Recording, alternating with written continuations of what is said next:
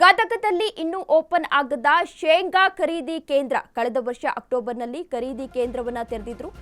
ಗದಗದಲ್ಲಿ ಇನ್ನೂ ಓಪನ್ ಆಗದ ಶೇಂಗಾ ಖರೀದಿ ಕೇಂದ್ರ ಕಳೆದ ವರ್ಷ ಅಕ್ಟೋಬರ್ನಲ್ಲಿ ಖರೀದಿ ಕೇಂದ್ರವನ್ನ ತೆರೆದಿದ್ರು.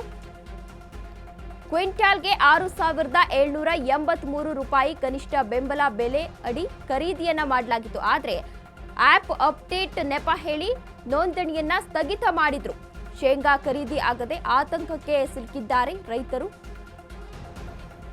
ಗದಗ ಜಿಲ್ಲೆಯ 17,000 ಹೆಕ್ಟೇರ್ನಲ್ಲಿ ಶೇಂಗಾವನ್ನ ಬೆಳೆದಿದ್ದಾರೆ ಇದೀಗ ರೈತರು ಎನ್ನುವ ಮಾಹಿತಿ ಸಿಗ್ತಾ ಇದೆ.